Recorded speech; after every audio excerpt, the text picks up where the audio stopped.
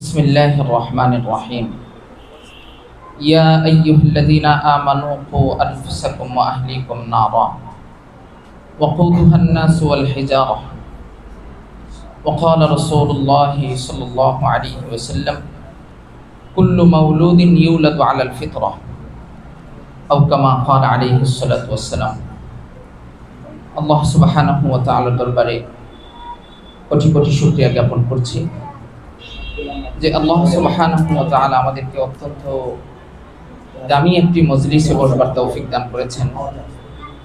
এজন্য প্রত্যেকেই প্রাণ ভরে শুকরিয়া আদায় করে জোরে সোরে বলে উঠি আলহামদুলিল্লাহ। আলহামদুলিল্লাহ। মুহতারাম হাজিরিন, আমরা যারা অভিভাবক আছি এখানে, আমিও একজন অভিভাবক, আমরা একটু চিন্তা করি আজকের যে এই মজমা, আজকের যে এই মাজলিস, পৃথিবীর কোনো মাজলিসের সঙ্গে আমরা এটার তুলনা করতে পারবো না। একদম সিম্পল একটা হিসাব হচ্ছে, পৃথিবীতে আমরা যত প্রোগ্রাম করে থাকি, হাজারো প্রোগ্রাম এরকম আছে যেখানে গেলে আল্লাহর কথা স্মরণ হয় না, বরং আল্লাহকে ভুলিয়ে দেওয়া হয়। এটাই একমাত্র মাজলিস, বিশেষ করে কোরআন সুন্নাহর মাজলিস যেগুলো, সেগুলোতে যখন আমরা যাই, আমরা যে আল্লাহকে ভুলে যাই, স্রষ্টাকে ভুলে যাই। এই মাজলিসগুলোতে বসলে ঠিক তখন আল্লাহকে স্মরণ হতে শুরু করে। এজন্যে এই মাজলিসকে আমরা কোনোদিন দুনিয়ার কোনো মাজলিসের সঙ্গে, মজমার সঙ্গে কখনো মেলাতে পারবো না। এজন্য বলছি এটি একটি শ্রেষ্ঠ মাজলিস, এখানে আমরা বসতে পেরেছি, আবারও শুকরিয়া আদায় করি আলহামদুলিল্লাহ। মুহতারাম, কয়েকটা কথা আপনাদের খেদমতে আরজ করব খুবই সংক্ষিপ্তভাবে, সময় খুবই স্বল্প। এক নম্বর কথা হচ্ছে, আল্লাহ সুবহানাহু ওয়া তাআলা পৃথিবীতে মানুষকে যত নিয়ামত দিয়েছেন, আল্লাহর পক্ষ থেকে যত কিছু গিফট করেছেন, নিয়ামত দিয়েছেন, এই নিয়ামতগুলোর মধ্যে অন্যতম একটি নিয়ামত হচ্ছে সন্তান দান করা। অর্থাৎ পুত্র অথবা কন্যার পিতামাতা হতে পারা। আমাকে আপনাকে যে আল্লাহ তাআলা সন্তান দিয়েছেন, ছেলে হোক মেয়ে হোক, এই যে আল্লাহর পক্ষ থেকে আমি একটা গিফট পেয়েছি, পৃথিবীতে আমি যত নিয়ামত পেয়েছি, এই নিয়ামতগুলোর মধ্যে এটা হচ্ছে সবচেয়ে অন্যতম একটা নিয়ামত। সন্তান আমার শ্রেষ্ঠ নিয়ামত। কিভাবে? এটি সূরা মাআরিজের মধ্যে আল্লাহ সুবহানাহু ওয়া তাআলা বলেন, ওয়ালা ইয়াসআলু হামিমুন হামিমা ইউবাসসিরুনাহুম ইয়াওয়াদ্দুল মুজরিমু লাউ ইফতাদি মিন আযাবি ইয়াউমিইযিন বিবানি। এখানে আল্লাহ সুবহানাহু ওয়া তাআলা বেশ কয়েকটা শ্রেণীর কথা উল্লেখ করেছেন। আল্লাহ তাআলা বলছেন, কাল কিয়ামতের ময়দানে আমি যখন সবাইকে সমবেত করব, হিসাব নিকাশ শুরু করব, তো কিয়ামতের ময়দানে, হাসরের ময়দানে যারা অপরাধী থাকবে, তারা তাদের অপরাধ থেকে বাঁচবার জন্যে সর্বপ্রথম আমি আল্লাহ তাআলার কাছে বিনিময় হিসেবে তার সন্তানকে পেশ করবে। যে আল্লাহ, আমি আমার সন্তানকে আজকে তোমার সামনে পেশ করলাম, এরপর আমি তোমার কাছ থেকে আজকের এই ভয়াবহ দিন থেকে আমি মুক্তি চাই। তো আল্লাহ তাআলা বলছেন, ইয়াসআলু হামিমুন হামিমা লা ইয়াসআলু হামিমুন হামিমা। হাসরের ময়দানের ভয়াবহতা তো হচ্ছে এমন, সেদিন বন্ধুর সঙ্গে আল্লাহ বন্ধুর সাক্ষাৎ ঘটিয়ে দিবেন, কিন্তু বন্ধু বন্ধুকে জিজ্ঞেস করবে না। লা ইয়াসআলু হামিমুন হামিমা ইউবাসসির, যে বান্দা, আমি আল্লাহর এই আযাব থেকে বাঁচার জন্য সর্বপ্রথম আমি আল্লাহর সামনে পেশ করবে আমার সন্তানকে। বান্দা তার সন্তানকে পেশ করবে যে আল্লাহ, আমি আমার সন্তানকে তোমার কাছে দিয়ে দিলাম, এরপরও তুমি আজকের এই আযাব থেকে আমাকে মুক্তি দাও। এরপরে আল্লাহ তাআলা স্ত্রীর কথা বলেছেন, ভাইয়ের কথা বলেছেন, এমনকি পরিবার পরিজনের কথা বলেছেন। মুফাসসিরিনে কেরাম প্রশ্ন করেছেন যে আল্লাহ তাআলার সামনে সেদিন মানুষ সর্বপ্রথম তার সন্তানকে পেশ করবে কেন?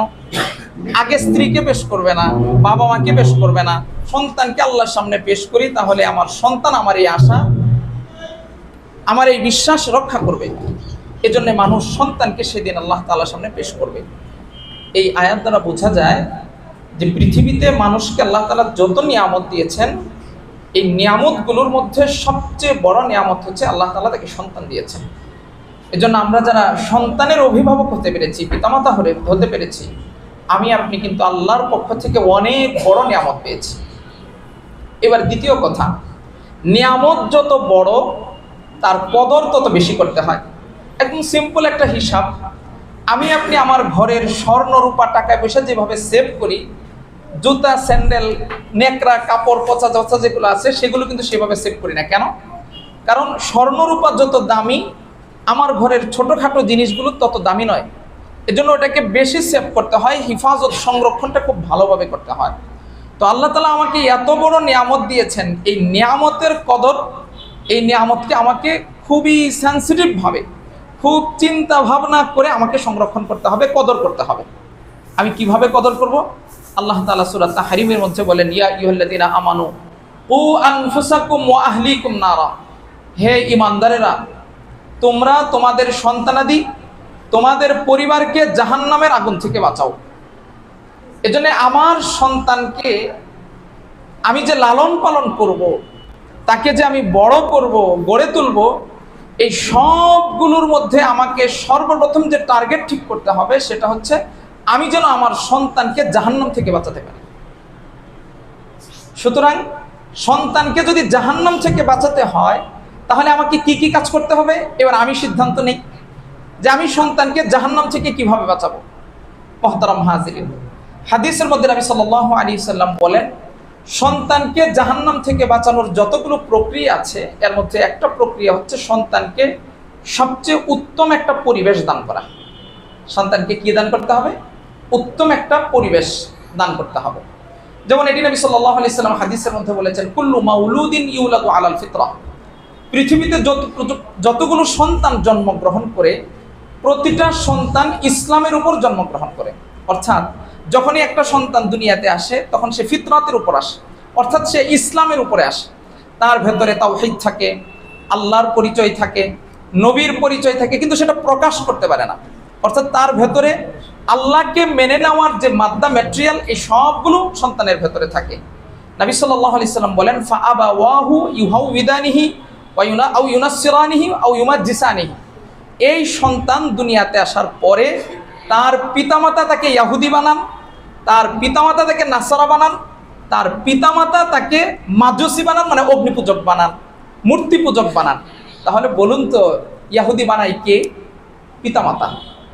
নাসারা বানাই কে? পিতামাতা। অগ্নিপূজক অথবা মূর্তি পূজক অথবা মুশরিক বানাই হচ্ছে পিতামাতা। তাহলে এই যে একজন সন্তানকে আমি নাসারা বানালাম, একজন সন্তানকে আমি ইহুদি বানাচ্ছি, একজন সন্তানকে আমি মুশরিক বানাচ্ছি, এই সবগুলোর পেছনে সবচেয়ে বড় দায়ীকে আমি আপনি। অর্থাৎ আমি আপনি যে পিতামাতা হয়েছি, আমি আমার সন্তানকে ইহুদি বানিয়েছি, নাসারা বানিয়েছি, মুশরিক বানিয়েছি। কেন বানালাম এরকম? কারণ পিতামাতা যে পরিবেশে বড় হয়েছেন তার সন্তানকে তিনি সেই পরিবেশটা দিতে চান। এজন্য নবী সাল্লাল্লাহু আলাইহি সাল্লাম বলেন, একজন সন্তান তো ইসলামের উপর জন্মগ্রহণ করেছিল, দ্বীনের উপর জন্মগ্রহণ করেছিল, কিন্তু এই সন্তান বড় হবার পরে সেই দিন থেকে বিচ্যুত করে তাকে দিন থেকে সরিয়ে আমি তাকে নাসারা বানালাম, ইহুদি বানালাম, অথবা অগ্নিপূজক মুশরিক বানালাম। এর জন্য আমি আপনি দায়ী। মুহতারাম হাজিরিন, এই মুশরিক হলো কেন? পরিবেশের কারণে। মুহাদ্দিসিনে কেরাম বলেন পরিবেশের কারণে। একজন ছেলে ইহুদি হয়ে গেল কেন? পরিবেশের কারণে। একজন ছেলে খ্রিস্টান হলো কেন? পরিবেশের কারণে। এজন্য আমি আপনি পিতামাতা যারা হয়েছি, আমার আপনার এক নম্বর কর্তব্য হচ্ছে আমার সন্তানকে এমন একটা পরিবেশ দিতে হবে যে পরিবেশের মধ্যে সে জন্মগত যে ইসলাম নিয়ে এসেছিল, আল্লাহর মারিফত নিয়ে এসেছিল, স্রষ্টার পরিচয় নিয়ে এসেছিল, সেই পরিচয়ের মধ্যে যেন সে বহাল থাকতে পারে, সেই পরিচয়ের উপর যেন সে বড় হতে পারে। এজন্য মুহতারাম হাজিরিন, আমরা নবীদের ইতিহাসের মধ্যে দেখতে পাই, আমাদের নবী হযরত মুহাম্মদ রাসূলুল্লাহ সাল্লাল্লাহু আলাইহি সাল্লাম তিনি মক্কাতে জন্মগ্রহণ করেছিলেন, কিন্তু কিছুদিনের মধ্যেই তার মা আমেনা তিনি মক্কায় রাখেন নাই সন্তানকে। রাসূলুল্লাহ সাল্লাল্লাহু আলাইহি সাল্লামকে মক্কায় রাখেননি, কোথায় পাঠিয়ে দিয়েছেন? তায়েফ পাঠিয়ে দিয়েছেন, হালিমা সাদিয়া রাদিয়াল্লাহু তাআলা আনহার কাছে পাঠিয়ে দিয়েছেন। কেন? একজন শিশু জন্মগ্রহণ করলো, আমরা জানি নগর আর গ্রাম, শহর আর নগরের মাঝে, অর্থাৎ গ্রাম এবং শহরের মাঝে পার্থক্য হচ্ছে গ্রামে ভালো মানুষ তৈরি হয় না, শহরে সবাই শিক্ষিত মানুষ, এখানে পরিবেশ ভালো, আভিজাত্যপূর্ণ পরিবেশ থাকে, এখানে সব কিছু সহজ। কিন্তু এরপরেও মক্কাতুল মুকাররমা তো একটা নগর, এরপরেও আমেনা তিনি তার সন্তানকে মুহাম্মদ রাসূলুল্লাহ সাল্লাল্লাহু আলাইহি সাল্লামকে সেই তায়েফে পাঠালেন কেন? এই মক্কাতুল মুকাররমায় রাখেননি কেন? কারণ তিনি বুঝেছিলেন মক্কার তৎকালীন যে নগরী, এখানে বাইতুল্লাহ আছে, কিন্তু বাইতুল্লাহ থাকার পরেও সেখানে ইসলাম, সেখানে দিন নাই, ওই রকম পরিবেশ নাই। এখন বাচ্চাকে যদি এই নানামুখী পরিবেশে বড় করা হয়, তাহলে আসলে সে কোন দিক থেকে বড় হবে এটা সে খুঁজে পাবে না। এজন্য মা মুহাম্মদুর রাসূলুল্লাহ সাল্লাল্লাহু আলাইহি সাল্লামকে একটা পরিবেশে সুন্দর ভাষা নিয়ে যেন লালন পালন হতে পারে, বড় হতে পারেন, এজন্য তিনি তায়েফে পাঠিয়ে দিয়েছেন। অর্থাৎ এটার টোটাল কথাটা হচ্ছে সন্তানকে একটা পরিবেশ দিয়েছেন। 4 বছর পর যখন তিনি মুহাম্মদ রাসূলুল্লাহ সাল্লাল্লাহু আলাইহি সাল্লাম একটু বুঝমান হয়েছেন, হাঁটতে শিখেছেন, কথা বলতে শিখেছেন টুকটুক করে, তখন তিনি তায়েফ থেকে মক্কায় নিয়ে এসেছেন। এরপরে আল্লাহ রাসূল সাল্লাল্লাহু আলাইহি সাল্লামকে আল্লাহ তাআলা ওভাবে লালন পালন করে তিনি বড় করেছেন, যার কারণে আমরা পৃথিবীর শ্রেষ্ঠ মানুষটি পেয়েছি। এই শ্রেষ্ঠ মানুষটিকে আমরা পেয়ে কিভাবে ধন্য হয়েছি একটু চিন্তা করুন। এই যে আমার আপনার সন্তানকে আমরা বলছি যে এমন একটা জায়গায় দিয়ে দিব যেখান থেকে সে ইসলাম শিখবে, আল্লাহকে জানবে, রাসূলকে জানবে, কোরআন শিখবে। দেখুন, আমরা একটু কোরআনকে নিয়ে একটু ছোট্ট কয়েকটা কথা বলি। কোরআন এটা কার কথা বলুন তো? আল্লাহ পাকের কথা। আমার কথা হচ্ছে, পৃথিবীতে বহু মানুষ বহু গ্রন্থ রচনা করেন, আল্লাহ তাআলা কোরআন রচনা করে তিনি আমাদের জন্য পাঠিয়েছেন। পৃথিবীতে যত গ্রন্থ রচিত হয়েছে, কোনো গ্রন্থওয়ালা এই কথা বলতে পারেননি যে আমার বইয়ে কোনো ধরনের কোনো সন্দেহ নাই, সন্দেহের ঊর্ধ্বে হচ্ছে আমার এই বই, আমার এই বই ভুল মুক্ত, এতে কোনো ভুল নাই। পৃথিবীর কোনো লেখক এই কথা বলতে পারেনি, কিন্তু একমাত্র স্রষ্টা আল্লাহ তাআলা যে কিতাব প্রেরণ করেছেন, এই কিতাবের প্রথম আয়াতে বলেছেন আলিফ লাম মিম যালিকাল কিতাব লা রাইবা ফি, এর মধ্যে কোনো প্রকার সন্দেহ নেই, সন্দেহ মুক্ত আমি তোমাদের কাছে একটা কিতাব নাজিল করেছি। আপনি একটু এখানে দেখুন, একটু গবেষণা করি আমরা। এই যে কিতাব কোরআন আল্লাহর পক্ষ থেকে নাজিল হয়েছে। কোরআনকে প্রশ্ন করি, কোরআন তুমি যে আমাদের কাছে এসেছো, কার কাছ থেকে এসেছো? তাহলে কোরআন বলবে আমি কার কাছ থেকে এসেছি? আল্লাহ তাআলার কাছ থেকে এসেছি। তো কোরআনকে আমরা জিজ্ঞেস করি, তুমি তো আল্লাহর কাছ থেকে এসেছো, এটা আমরা জানি, তুমি আল্লাহর কথা, তানজিলুম মিনার রহমানির রহিম, তানজিলুল কিতাবি মিনাল্লাহিল আজিজিল হাকিম, এগুলো তো আমরা জানি, তুমি ছিলে কোথায়? তো কোরআন বলবে বাল হুয়া কুরআনুম মাজিদ ফি লাওহিম মাহফুজ, আমার জায়গাটা ছিল লাওহে মাহফুজ। লাওহে মাহফুজ কি জিনিস আমরা খুব সহজে বের করতে পারি। আল্লাহ তাআলা যেখানে সমাসীন আছেন সেটাকে বলা হয় আরশ, আরশটা যেখানে আছে পুরো বিষয়টাকে মিলে বলা হয় লাওহে মাহফুজ। আল্লাহ তাআলা তার লাওহে মাহফুজে এই কোরআনকে লিখিত রেখে দিয়েছিলেন। পৃথিবীর এবং আসমান জমিন, তারপরে হচ্ছে যা কিছু আছে আল্লাহ পাকের মাখলুক, যা কিছু সৃষ্টি, সব কিছুর মধ্যে সবচেয়ে শ্রেষ্ঠতম স্থান হচ্ছে লাওহে মাহফুজ। সেখানে কোরআন ছিল। আল্লাহ তাআলা সেখান থেকে কোরআন পাঠিয়েছেন কার মাধ্যমে? জিবরাইলের মাধ্যমে। বলুন, গোটা ফেরেশতা জগতের মধ্যে সবচেয়ে শ্রেষ্ঠতম ফেরেশতা কে? জিবরাইল। দেখুন, আল্লাহর কিতাব সবচেয়ে শ্রেষ্ঠতম জায়গায় ছিল, দুনিয়াতে নাজিল করবেন কার মাধ্যমে করেছেন? জিবরাইলের মাধ্যমে। কেমন ফেরেশতা? সবচেয়ে শ্রেষ্ঠতম ফেরেশতার মাধ্যমে আল্লাহ তাআলা কোরআন নাজিল করেছেন। কার কাছে নাজিল করেছেন? একদম সংক্ষেপ করে বলছি, আল্লাহ তাআলা দুনিয়াতে প্রায় 1,24,000 ইত্যাদি ইত্যাদি 2,24,000 আমরা যতজন ধরি অনেক নবী রাসূল প্রেরণ করেছেন, আদম নবী থেকে আমাদের নবী। এই গোটা নবী জগতের মধ্যে সবচেয়ে শ্রেষ্ঠতম নবীর নাম মুহাম্মদুর রাসূলুল্লাহ সাল্লাল্লাহু আলাইহি সাল্লাম। অর্থাৎ আমাদের নবী হচ্ছেন সবচেয়ে শ্রেষ্ঠ, খাতামুন নবীন, রাহমাতাল লিল আলামিন, ইমামুল মুরসালিন, এরকম অনেকগুলো উপাধি আমাদের নবীদের আছে, যেটার মাধ্যমে আমরা বুঝতে পারি তিনি সবচেয়ে শ্রেষ্ঠ নবী। দেখুন, কোরআন যিনি নাজিল করেছেন আল্লাহ, যার মাধ্যমে নাজিল করেছেন তিনি শ্রেষ্ঠ, যে জায়গা থেকে নাজিল হয়েছে সেটা শ্রেষ্ঠ, যার উপরে নাজিল হয়েছে তিনিও সবচেয়ে শ্রেষ্ঠ। এর মধ্যে কোনো সন্দেহ আছে? কোনো ধরনের কোনো সন্দেহ নাই। আবার দেখুন, যে নগরীতে নাজিল হয়েছে সেটা কোথায়? মক্কাতুল মুকাররমা। সমস্ত হাদিসগুলো মন্থন করলে বোঝা যায় গোটা দুনিয়াতে যত শহর আছে সমস্ত শহরগুলোর মধ্যে সবচেয়ে শ্রেষ্ঠতম শহর হচ্ছে মক্কাতুল মুকাররমা। কেমনে? হিসাব সহজ। আল্লাহ নবী সাল্লাল্লাহু আলাইহি সাল্লাম বলেন, কোনো ব্যক্তি যদি মক্কাতুল মুকাররমায় গিয়ে 1 ওয়াক্ত সালাত আদায় করেন, আল্লাহ তাআলা প্রতি রাকাতে 1,00,000 রাকাতের সওয়াব দান করেন। সুবহানাল্লাহ ওয়া বিহামদিহি। এই হাদিস দ্বারা বোঝা যায় গোটা পৃথিবীতে যত শহর আছে সমস্ত শহরগুলোর চেয়ে আল্লাহ তাআলা মক্কাতুল মুকাররমাকে 1,00,000 বেশি শ্রেষ্ঠত্ব দান করেছেন। এটা হচ্ছে কোরআনের নাজিল হওয়ার প্রথম জায়গা। এরপর দ্বিতীয় জায়গা মদিনাতুল মুনাওয়ারা। মদিনায় নবী সাল্লাল্লাহু আলাইহি সাল্লাম হিজরত করে চলে গেলেন, সেখানে কোরআন নাজিল হয়েছে।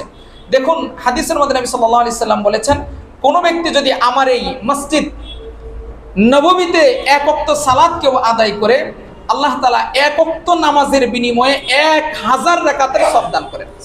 অন্য হাদিসে এসেছে 50,000 রাকাত। আমি 1000 রাকাত একটা ধরি। এই হাদিস থেকে বোঝা যায় গোটা দুনিয়াতে মক্কাতুল মুকাররমার পরে মদিনা সমস্ত শহরের চেয়ে 1000 গুণ বেশি শ্রেষ্ঠ শহর। প্রশ্ন হচ্ছে, আমরা যদি এখান থেকেই একটু একটু প্রশ্ন করি, মদিনাতুল মুনাওয়ারা